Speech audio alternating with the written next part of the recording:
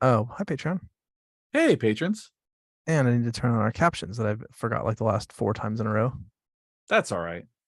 Let's see here. Speaking show captions. There we go. Good.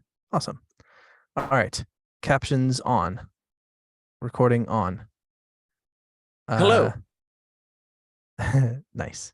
My face is currently covered by captions in my view, but that is okay because I don't think it matters.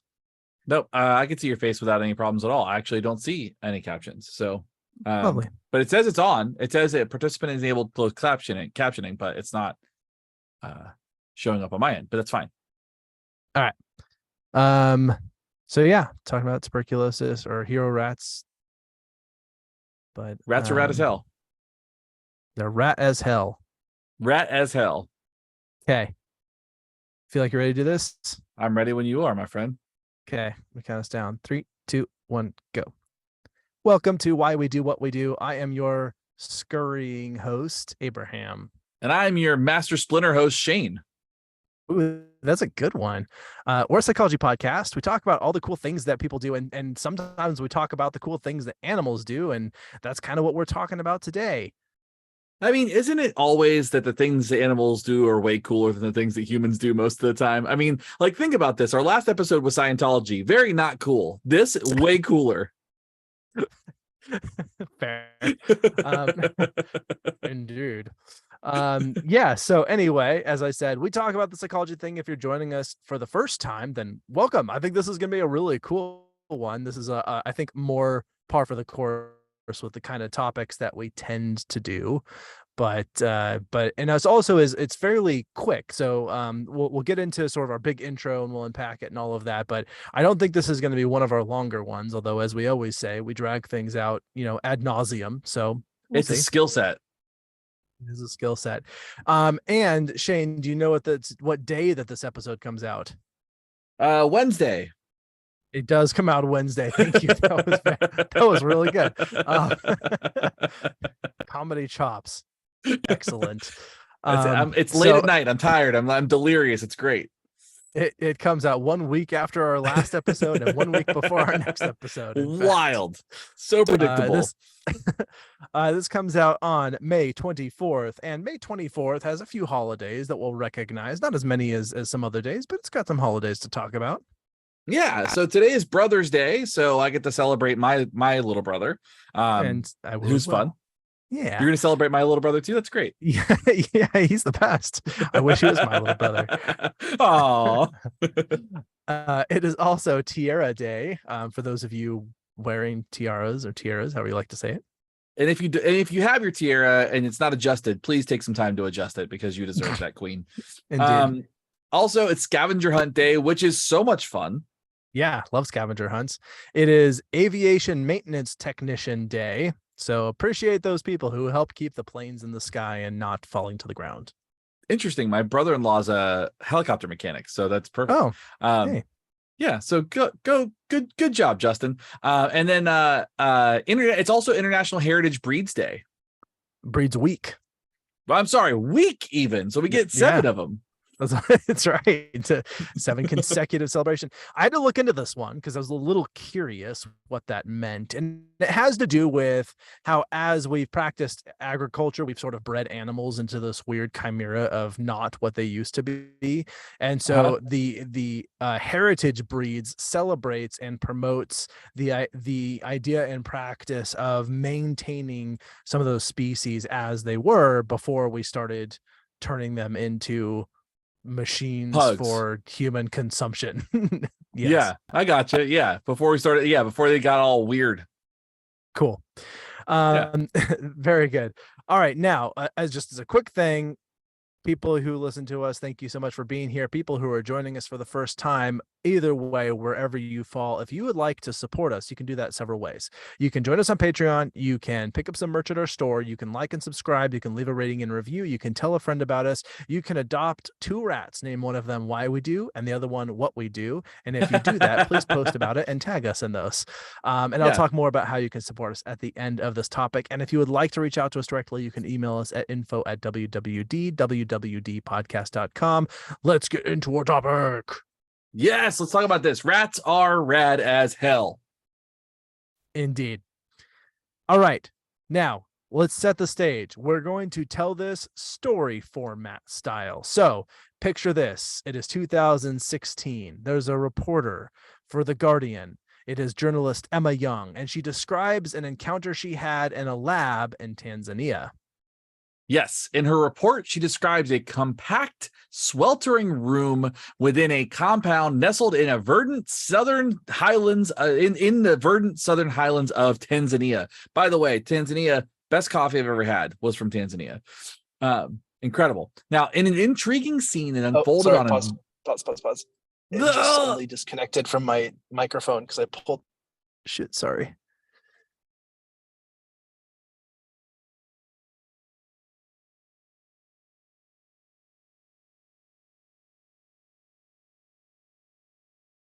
Now everything is frozen. Boo. There we go. You're back. Boo, I say. I said boo. I was saying boo, Earns. Or waveform looks good. The output is low. That.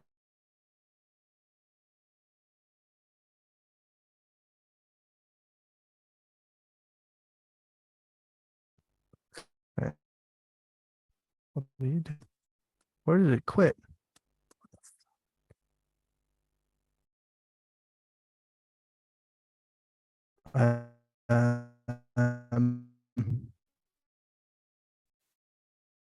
Confused I am. Let's see. My AirPod like just started not working. You're like really choppy on my end. I'm not sure why. All right, say something. Can you hear me now? Is everything okay now? I hear you, but not through my headphones, which is where I need to hear you because I don't want the sound to bleed into my. Hold on. Oh yeah. That makes sense. Okay, I need to like disconnect my headphones. Sorry. No, you're good. It like I pulled the cord out, and then it like pivoted everything to my AirPods, and that seemed to sort of scare them, and then they stopped working. Your AirPods went. Ah! Yeah, exactly. Like I can't handle the pressure. No. Okay. They're connected. They say they're doing things. Okay. Are they doing the things they need to do? Okay. It's working for the audio output for GarageBand, which means now I'm going to try pivoting it over on Zoom. All right. Hello. All right. Perfect. It is working. Good deal. Okay. All right. We're back. So sorry. All right. You were, where were you at? Tanzania. I'm going to start that bullet point again because I like stumbled all over it. All right. Okay. Go for it. So in her report, she actually describes a compact swelling room. A compact swelling room. God damn it. A compact sweltering room within a compound nestled in the verdant southern highlands of Tanzania. By the way, Tanzania being some of the best coffee I've ever had was from Tanzania. So it was just so good. Such perfect iced coffee. I'll have to try that. Awesome. Yeah. Oh my God. It came from a very specific farm. It was like a very specific batch, but it was delicious when I had it. Nice. Now, in an intriguing scene that unfolded on a mid-December day, 3 technicians adorned in white lab coats observed an intricate glass and metal chamber and a sizable brown pouch rat named Charles. What a great name. Right? So with care, Charles was lowered into the chamber, his snout poised toward a sequence of 10 sliding metal plates positioned at the base of the chamber. So a technician unlatched the first plate, unveiling a small hole, and Charles nasally explored this hole. His acute olfactory senses at work, but he decided to move on. He did not spend any time at this hole. The hole was promptly sealed with a resonant click, and a subsequent plate was slid open. So the next hole in the sequence. This time, Charles was interested. He sniffed intently, diligently scraping his paws against the metal surface. His 5 claws spread resolutely, and a technician observing this calls out, 2. Oh yeah, that's what you do when a rat scratches a hole. So now all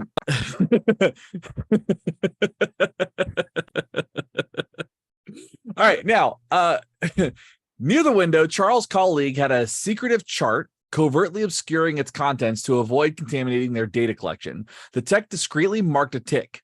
Emma, curiously piqued, glanced over to the glimpse Curiosity peaked. Is that part? curiosity peaked. Okay. Yeah. Emma, curiosity piqued, glanced over to glimpse the chart, a grid of small boxes arranged in 10 columns and 10 rows, each adorned with a distinct code. Within every line, 2 boxes were shaded gray, and now a tick mark had been placed within a white square. Charles, the indomitable rat, had potentially saved someone's life. So Charles, as we described kind of already, is an African giant pouched rat, and he belongs to a unique species endemic to the vast expanse of sub-Saharan Africa. And he's among a unique clique of especially trained rodents, one of 30 of his kind, residing and toiling diligently in Morogoro, which I think is the name of this sort of municipality, if you will, situated a few hundred kilometers west of Tanzania's bustling metropolis, Dar es Salaam. I really hope I did not butcher that. I'm sorry.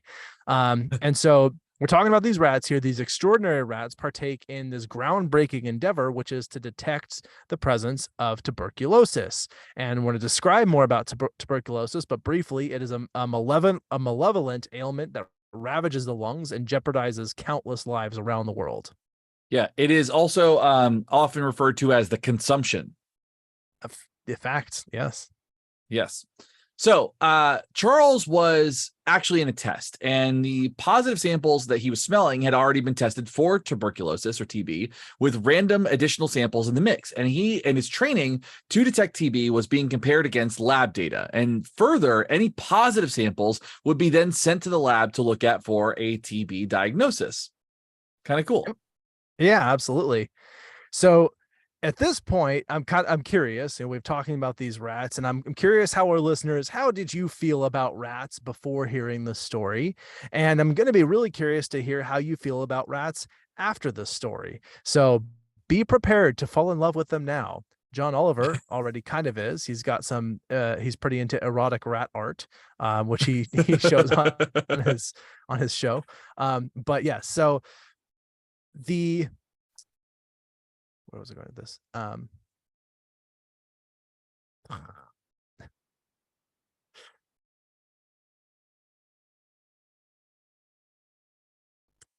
Okay. So we're going to tell you all about these rats. I do want to say, because we've described them as these African giant pouched rats, they are large for rats, but they're not actually like huge. They're not cat size or anything like that. They're just they're large. They're on the large side for a rat, but they're adorable. Yeah, they're giant. They're giant for rats, but not giant for other animals that are actual giants. Yeah, not nearly as large as like an elephant or a blue whale. No, that would be horrifying. That would be a horrifying size rat. Now, let's talk for a second, because I think it's important to understand what these rats are doing this test, but they're doing it in relation to what you described as a horrific disease called tuberculosis. Now, what tuberculosis is, or we're going to shorten it for TB as we go forward, it's an infectious disease that causes lots of deaths worldwide. And even though there are vaccines and drugs available and have been for a long time, TB still kills more people than any other infectious disease. Isn't that wild? That's crazy. Like, Yeah, I had no idea. Yeah, it is actually a surprising, it's kind of one of these sneaky diseases you don't think about, but it's sort of out there doing incredible damage all the time. And according to the World Health Organization, or WHO, exactly, there were about 10 million new cases of TB in a recent year, with 1.2 million deaths among people without HIV, and an additional 251,000 deaths of tuberculosis patients among people who also had HIV. That's wild. Yeah. That's a huge number of people.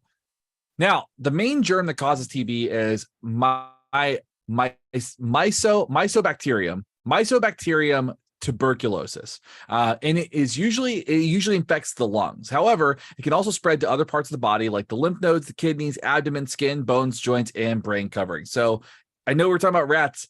Bet you didn't expect we were talking about diseases in this episode. Not nearly this much. Now, after being exposed to the germ, the tuberculosis bacteria, most people don't get sick right away, but they can have this dormant infection called latent TB. A small percentage of people with latent TB, which is 5 to 5%, will eventually develop actively TB disease. You said 5 to 5%.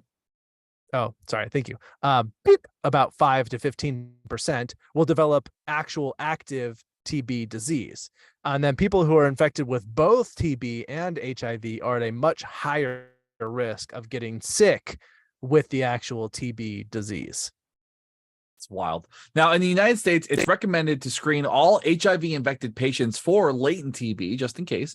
And people with weakened immune systems or those receiving certain types of treatment are also more likely to develop active TB compared to the general population. So you can imagine like somebody who's on like an immunosuppressive type of medication or treatment, like somebody who's maybe experiencing like cancer treatment, HIV infected people makes sense. Like all of this, all of these folks that have suppressed immune systems are at risk here.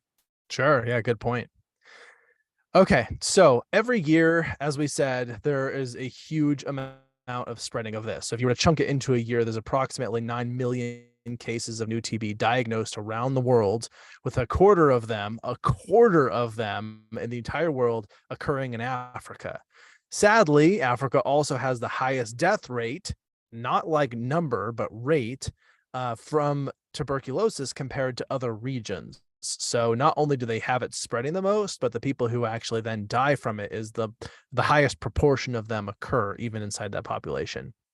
So unfortunate. Now, TB can be prevented with a vaccine or treated with antibiotics, but if it's left untreated, it can be fatal. And unfortunately, many patients with TB are never diagnosed, which contributes to the spread of this disease. So it's kind of like I would say it's like early COVID, where like people, you couldn't get diagnosed because nobody knew what it was, and it spread so rapidly, but TB is far more deadly.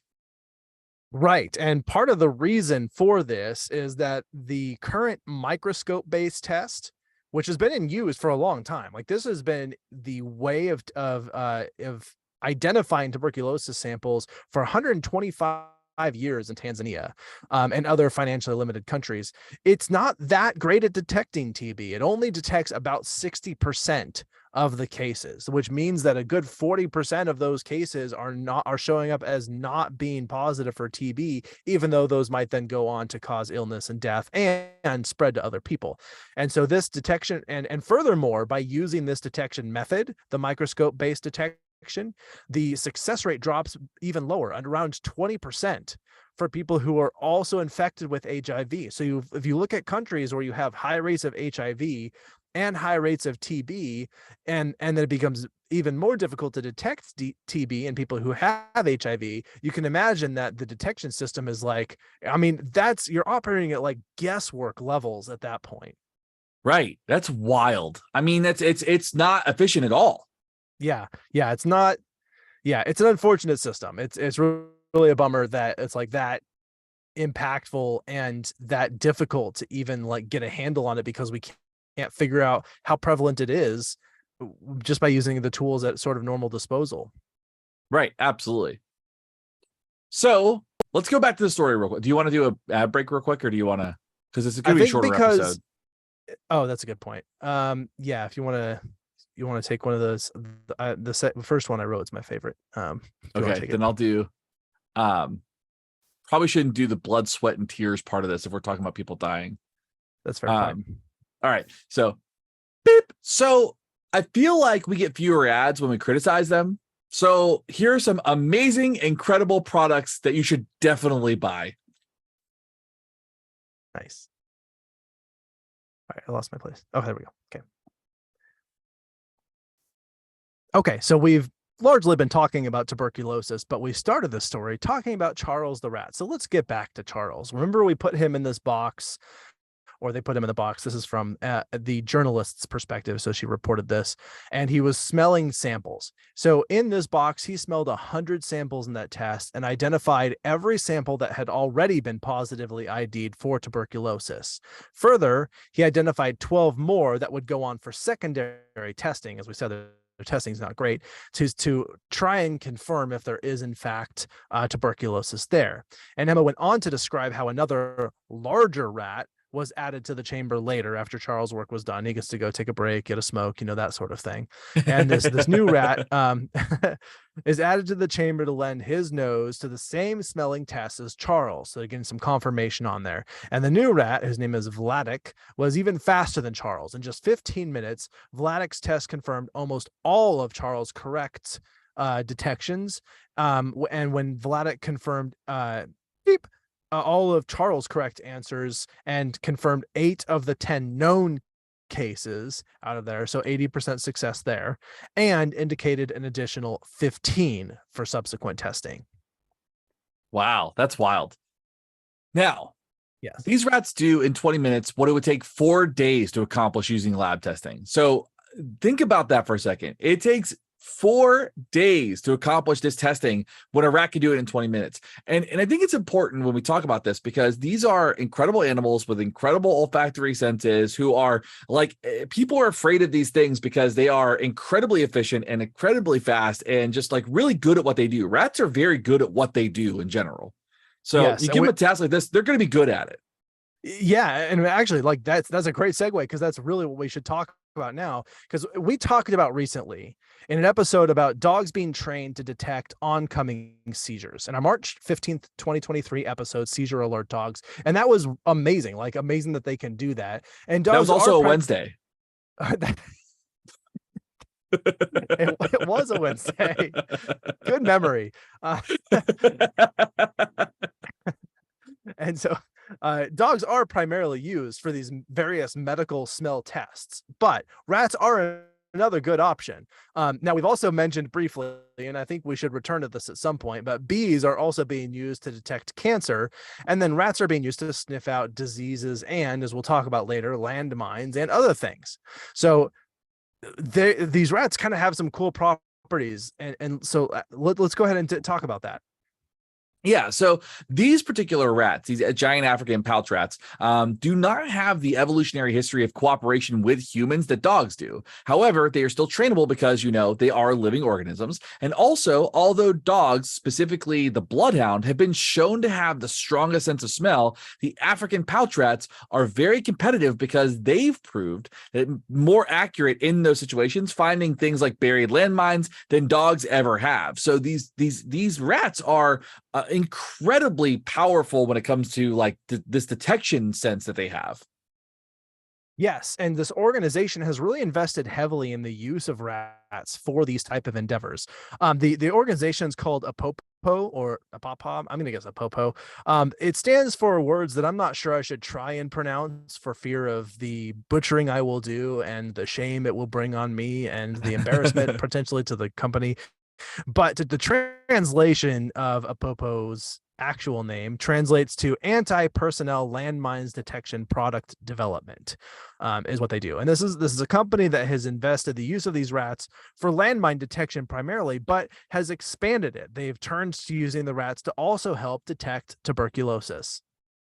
It's pretty incredible they were able to do that. Now, you would think that, and I think that's kind of important, and this is an important piece. You're talking about rats that detect diseases and explosives, right? Two very different things. However, both things that kill people. Both things that kill people, but also very different things. Like I could have a bad cough or I could explode. And so when you start thinking about this, you kind of go, well, how does this happen? And surprisingly, the training is very similar. Like it's not very different at all. So let's kind of break this up a little bit. So as far as training goes, the first kind of element that we look at is this idea of positive reinforcement. For those listening to the show, you're probably familiar, but if you're not, then basically what it is there's essentially some type of reward that occurs right after a response or a behavior. And this basic operant discrimination is like, it allows us to this procedure allows the organism to discriminate what is tuberculosis and what is not, what is a landmine and what is not. And they simply train based on that and reward based on that. So said another way, this is a simple, do a thing when you smell this disease and you'll get a reward. That's the contract that they set up with the rat. That's all it is. You do this, you get a reward when you smell this thing. When you don't smell this thing, if you do this, there's no reward, so on and so forth. Yes. And the rats must be able to do a few things in this training. So that's the gist of the training, as you just summarize it. But that means that they need to learn to do a few things. First, they must learn that they need to do something special when they smell a thing. In this case, it's a tuberculosis infected sample. The second is they need to do something else if they smell anything other than the target, the infected sample. The third thing is they need to the third thing is they learn the something special that they need to do, so that we can tell when they have detected something. And so it's essentially like, here's a, so just saying this another way is those like, you're going to notice something different in your environment. When you do that, you need to do this one specific action, and don't do it at the times that you don't smell it, and only do it at the times when you do. Makes sense. So to train the rats, the researchers would first get the rats to respond to an auditory cue that they earned with a food reward for. So like when they would hear this auditory cue, which was usually a click, the person would make the click sound and immediately give the rat a small mouthful of banana mash. Apparently rats love banana mash. Yep. I mean, I've seen rats eat like slices of pizza, so banana mash is much healthier. And they feed them with large plastic syringes, so they don't mama bird it, so don't worry, they don't do anything like that. Like, could you imagine that researcher that does that though? It's like, oh, good job, and it does that.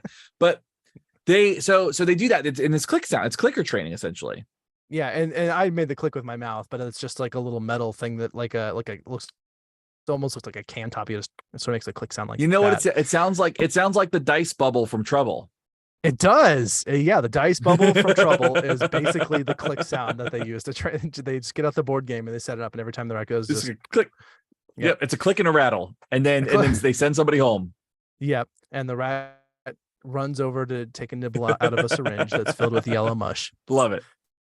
So once the rat is reliably running for food when they hear the click, then the researchers then can train the rats to perform an action that will then result in the click plus food. So basically they kind of will start to wait till the rat is moving toward or starting to do the thing they want in any approximation of what that should look like. And as soon as they do, click. And then they get more and more precise about it. So they'll stop accepting variations of that action and only more precise versions of it that are exactly what it should look like. In some arrangements of this tuberculosis situation, the rats must start clawing at a target. So basically they smell a thing, they claw at something else to indicate, I smell the thing you want me to smell. In other arrangements, the rats are trained to simply pause. So they will either smell a target and move on, or they'll smell a target and then they'll hang there for a moment until the researcher basically, clicks, responds, and then they get to move on. Right. And so then the researchers gather samples of TB infected and non-infected spit and put it in an array so that all the samples look the same, and they're in containers that look the same, kind of essentially like that. And they teach the rats to perform whichever action they chose only when they smell infected samples through repeated trials, providing food only when the rat does the action that we talked about in response to the infected sample, and at no other time. So the rat is clawing, only claws in the presence of the TB slide or the TB sample and not anywhere else. And in this way, the rat will learn both that reacting to the sample will earn a reward, but also that they only get the reward if they react to a specific type of sample. So they can do the same thing across every sample, but they're not going to get it unless they respond to specific examples at specific times. Yes. This means that the rat is actually learning to react to the smell of the sample, but no other features of it, right? Because let's say that the spit had some amount of food in it, or something that the person had drank, or something that was unique to their DNA and biology. The rat's got to be able to filter all that out. And it's only going to say, this is the smell that I need to pay attention to. The other ones aren't important for me getting my banana mash right now. Does that make sense? Right. Yeah, absolutely. Makes perfect sense. And so once trained, then the rats can identify dozens of these samples in minutes. They just cruise through them super quick, able to just say, like, smell, yes, smell, no, smell, no, smell, yes, smell, no. And like a binary ones and zeros machine, they just crank out tons of samples super fast, really efficient.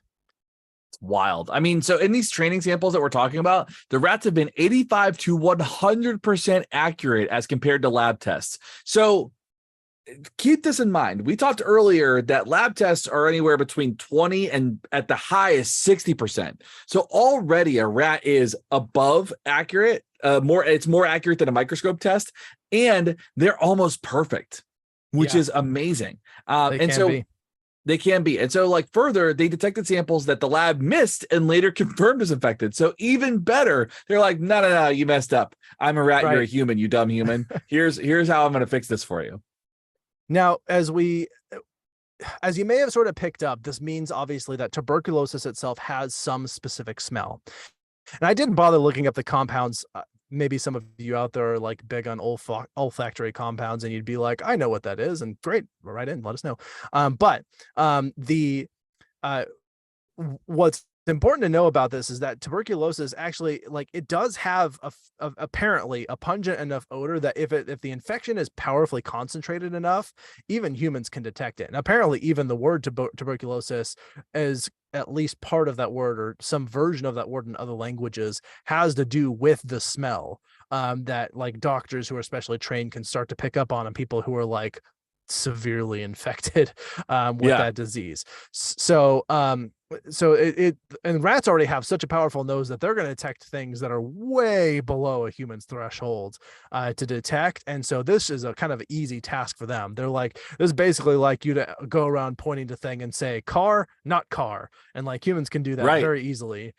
Obviously rats could learn to do that too, but they're just doing it with their nose because we can't see as easily in the samples what's different, but the smell apparently is very easy for them to pick up on. Interesting. Okay. That's good to know. I don't want to smell it, but that's great that they can. Yeah, I also think that I'm going to keep my distance as far as I can. Yeah, absolutely. I will say really quick, as before we transition on to the next thing, in grad school, I was required to get like annual TB tests. And I remember thinking, like, does anybody have tuberculosis? Like, why are we doing this? Is this disease that common? I had no idea it was as common as it is. That's wild. You know, I've not had to do a TB test here in Florida, but I know, like, in some states like California, it's required to provide health services.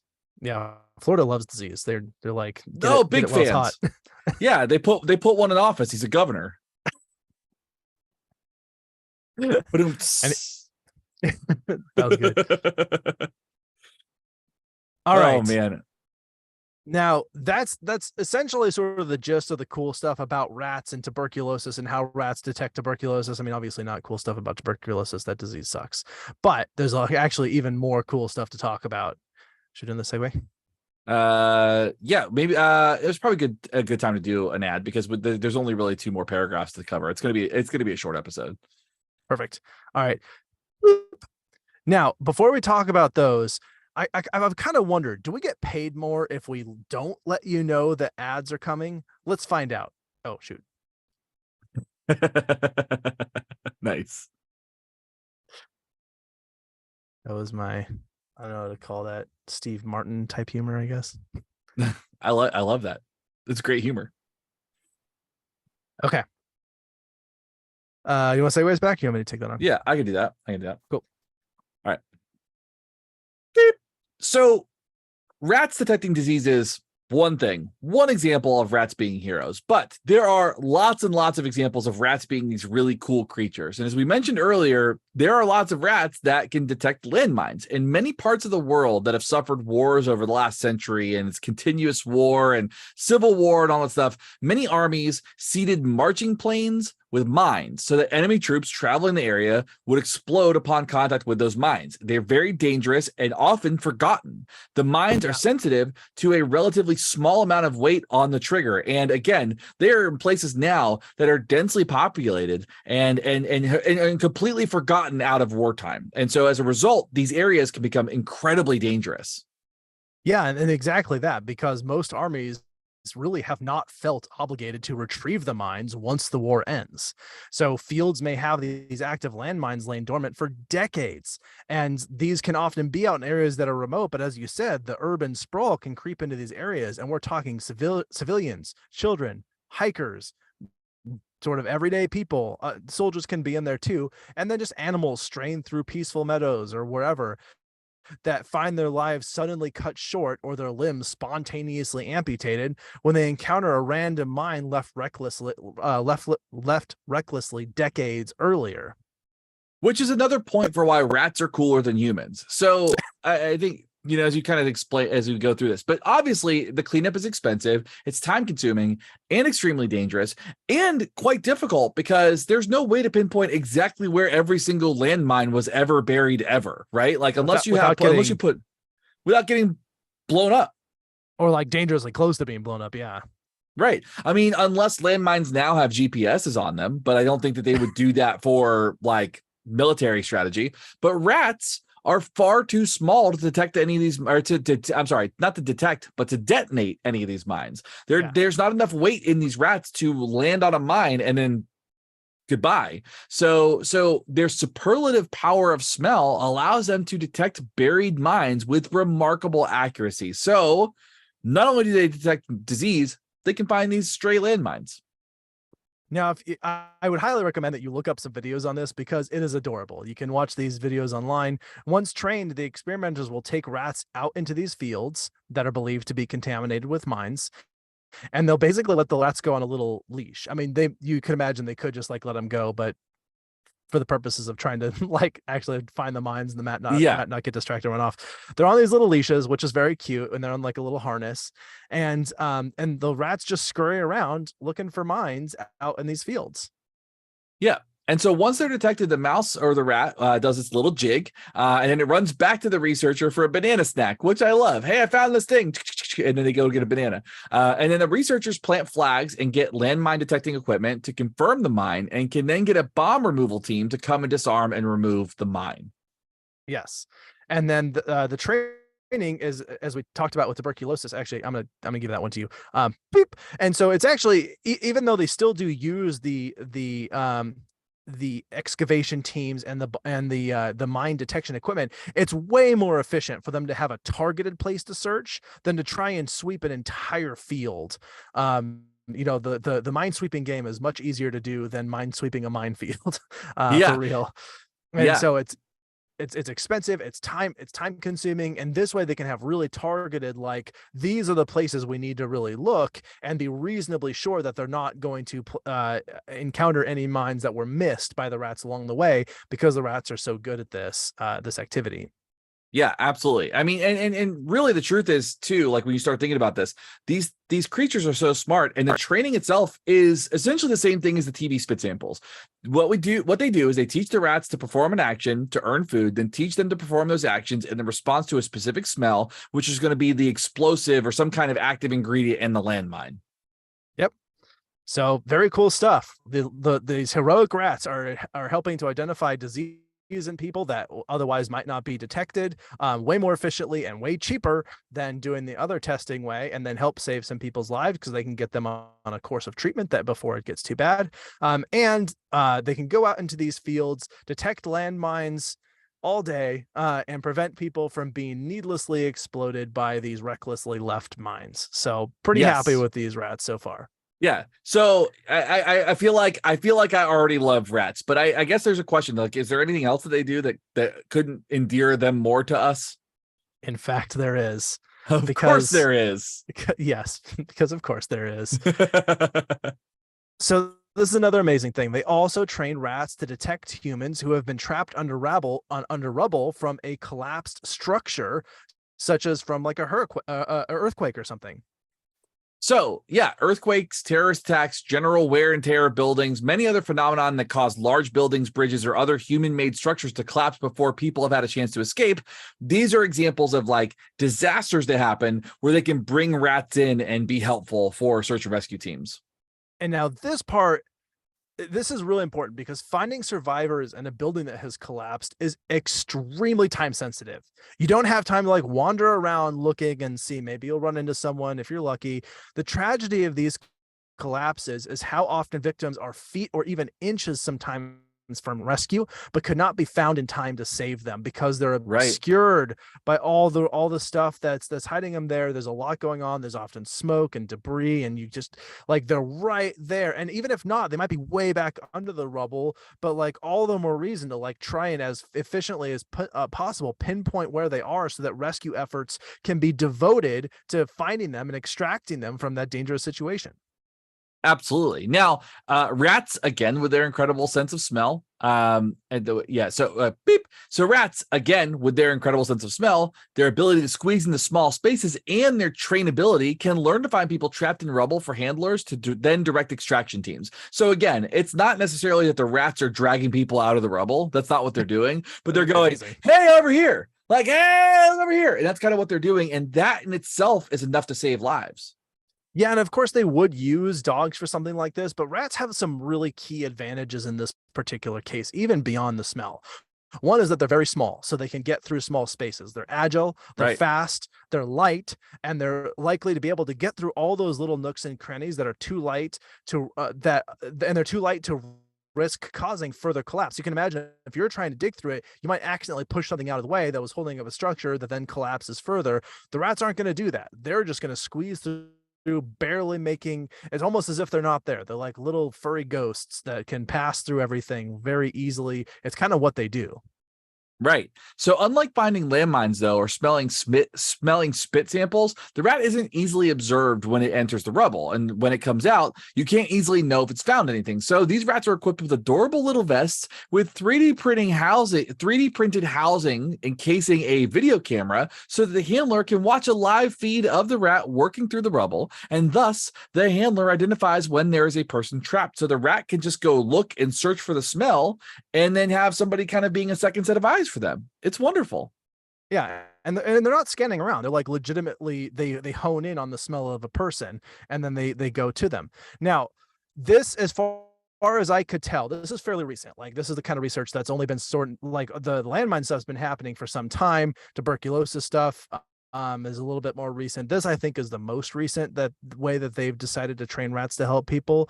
And so as far as I can tell, this has only actually been implemented in mock sort of lab settings with simulated disasters staged. So like they put out the rubble and they like hide stuff in it. And so that's that kind of where they're at with the training right now. Now they've been working on increasing the complexity of the training because they need it to, you got to imagine the rats going out there, they're not going into the sterile, clean, well-organized rubble.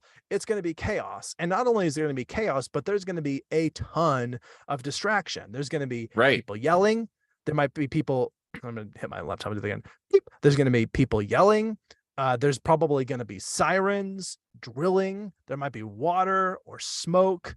There's going to be all kinds of external stimuli that's going to make it way more difficult and terrifying for this poor little rat to go out and that they're going to encounter if they were actually traversing the dynamic situation, such as a collapsed building from an earthquake. So they're working on that level of training still. It's just, it takes a bit more time because there's so many things the rat has to be prepared to encounter. They can't just put it in a little cage and have it like go find someone. It's got to be in a situation that's very intense. Right. So in the training scenarios, they tested rats finding a few things. They found people, clothes, plastic bags with clothes, and the rat successfully found people 83% of the time. So again, super effective in what they're doing. And much better at like other things that might just be like sift through rubble and find person, try and listen for someone calling out. And the other thing that he did in these experiments that was cool is they got them to detect the difference between people who were alive and people who were deceased. They were able to hone in really only primarily on the people who were alive, and they were pretty good about doing that. And that allows them, again, it's like, it's not that we don't want to extract the bodies of the people who were deceased, but like the critical thing is the people who are still alive who need help now, and they might be unconscious or they may be in a position where for whatever reason they can't cry out. And so it's imperative that the rat is able to sort of get in there. They focus in on their pinpoint. They sort of make a beeline to person buried under rubble. And then the person who's watching the camera can see there's where we need to go. Head there right now, and they can sort of work on their extraction in a pinpointed way that's way more efficient, way more effective, way more likely to save people's lives. Yeah, I mean, again, just another reason why you should love rats. Yes.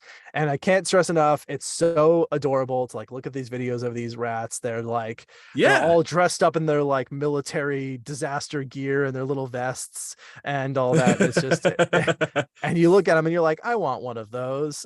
So I think maybe you have the temptation to get one of those rats, but I think if you're going to spend the money on it, donate it to the organizations that are doing this amazing work so that they can keep doing what they're doing. They can feed the rats. They can give them swanky iPads and all that sort of thing, and keep the system working so that lives can be saved.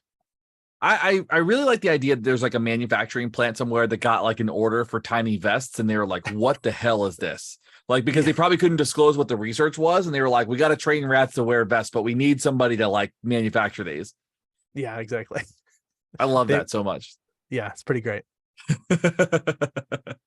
All right. So yeah, as we said, this is kind of a shorter one. That's what we have to say. I think for me, the main take home here is just that, first of all, it's amazing that we can do this work. It's amazing that humans figured out a way to leverage other animals, and the way they do it is this sort of cooperative relationship. The rats do get something out of this. They have to be it has to be voluntary engagement, and so they do it because they get to earn a food reward, and they otherwise, they get to, and the people really celebrate these rats. They love the fact that these rats are so helpful and so good.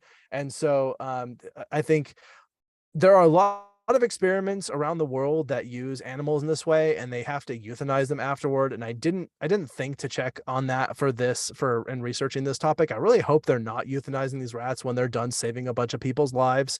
Right. But hopefully they get to live out their lives in like a cushy little cage where they, or a large arena where they can sort of run around and get all the food that they want and be fat and happy.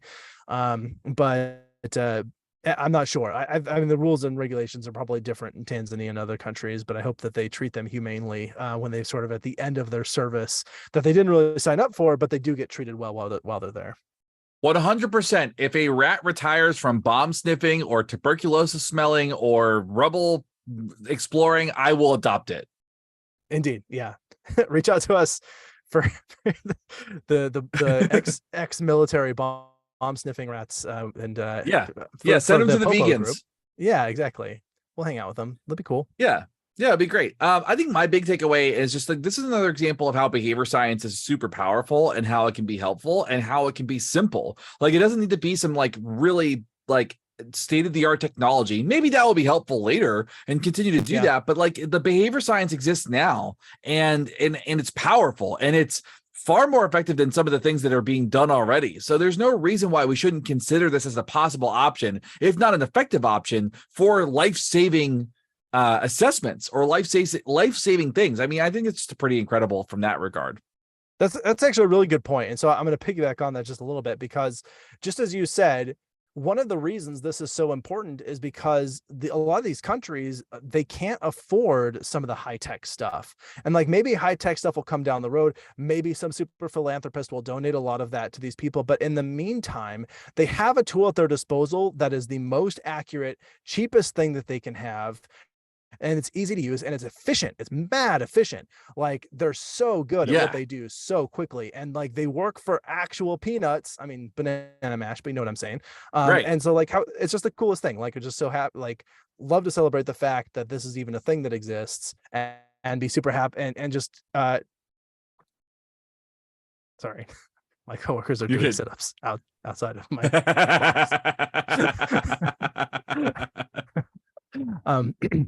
just love that this is a thing that exists, and that it I think is one of those solutions that actually is very meaningful for people who don't have the sort of financial income or the resources to do it any other way. And honestly, like, they kind of don't need to right now. Right. Exactly. Cool. All right. Well, we should definitely give some recommendations, but I would like to say that this episode is brought to you by the sweat, tears, and hard work done by the Why We Do What We Do crew. But sure, let's give credit to the advertisers. Nice.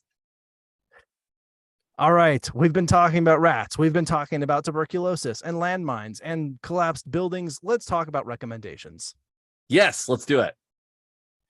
I am recommending an album. It's kind of old now. It's coming up on 20 years old. This is a band called I know. This is a band called Saosin. I think it was their second album, maybe their first full length. It was self-titled, so just called Saosin. And man, I've been listening to this album a lot lately. It came out in 2006, but it is just gold. The whole thing from top to bottom is fantastic. I really enjoy it. So I can probably find it out there on all streaming services. Go look out for Saosin, Saosin, if you're interested in it. I just really love this album. Good rock album. just awesome melodies, awesome harmonies, all kinds of good stuff. Yeah, super interesting. And is this the one after Anthony Green left, or is this the one with Anthony Green? It's after he left and before he came back. Right. Yeah. I forgot there was like a brief period where he was back too. Yep. So, all right, that's a great band. Super interesting musicality and stuff. I love it. Yeah, they're weird, but they're great. They're good drummer, really good, fun to watch. Yes. Yeah. All right, mine is the fifth book in a series of books that is just a wild time, and the book is Heretics of Dune, which is the fifth book out of the original Dune series, which is made of 6 books from Frank Herbert and then 2 from his son that were supposed to be like the end sequel. But okay, I don't know what to say. What I would say, like, start with Dune, obviously, because by the time you get to this one, you are nearly 5,000 years in the future. A worm god has died, and now there are sex witches that are trying to take over the universe with their vaginas. And it's a wild time. There's clones, it's a whole thing. Excellent. Wild time. Wonderful. Story, super interesting philosophy. I just recommending this, right? I am, yeah. I'm 100% recommending this. I would say though, you have to be ready to dive into a world that is just, you have to accept it, is what I'm saying. Do you need to read the first 4 books before you get to this one? Yes, because it explains. Yeah. You need to read the first 4 books because it's just none of it will make sense. It will arguably not make sense when you get into the 5th book. When you get there, but it is a great and interesting and very unique universe for sci-fi. Like, there's nothing like it. Fun and super cool. It makes me want to like eat the spice melange because it all apparently smells like cinnamon. Okay, deal.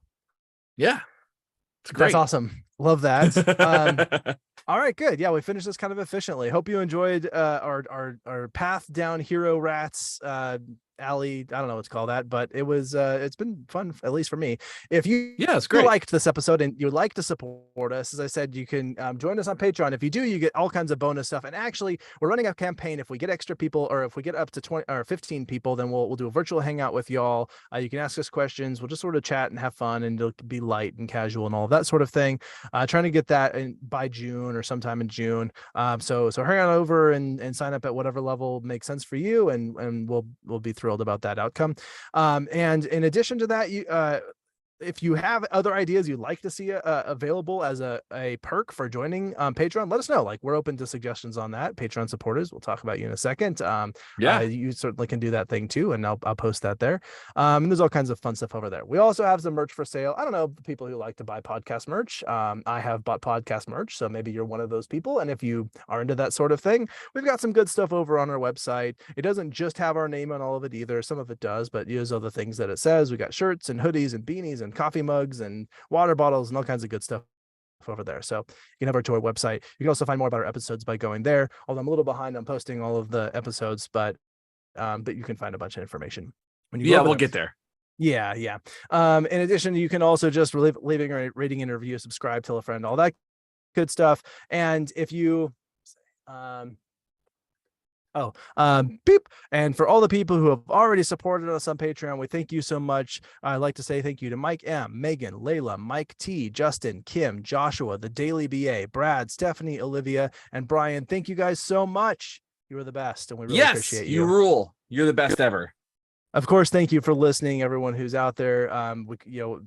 We probably would speak to an open, empty arena of nobodies, but still, we're more happy that you are there with us on this journey. If you would like to tell us anything about Hero Rats or about the Dune series or rock bands from the early aughts that you're interested in, or landmines or anything, or tuberculosis, or what was the other thing I said, or collapsed buildings, you should definitely email us. You can reach us at info@wwd.podcast.com.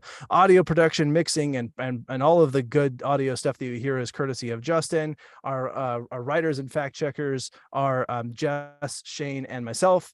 And is there anything that I'm missing? And thank you so much for recording with me today, Shane. Yeah, always. As a rare evening recording for us. Yeah, no, it's fun. Is there anything that I missed or anything you'd like to add before we wrap up? No, just thank you all for being here, and we look forward to the next like 1,000 episodes that we're going to keep doing. Indeed. All right, perfect. Then this is Abraham. And this is Shane. We're out. See ya. We got it Oh, under good an guys. hour. Oh, that was so good. Can't That was believe so much fun, dude. That was it. great. Good. Good I'm job on glad- those notes. It was fun. Thank you. Yeah, I'm glad it worked out okay. It felt like kind of a rush, but what's kind of nice about it is like there's like pick some key articles and dig in on those articles, and then you kind of got your episode. Yeah, that's kind of fun. Cool. So- I'm exporting now. Thank you again so much for this late evening. I'll let you go to bed. Yeah, thank you, man. And I'll have this uploaded shortly. So Sweet. All right. Well, have a good rest of your night, and let's You stop too, man. recording for Patreon. right. Where is it? bye, y'all. Page 'em. Oh, I hit cancel instead of stop recording. Just kidding. Okay.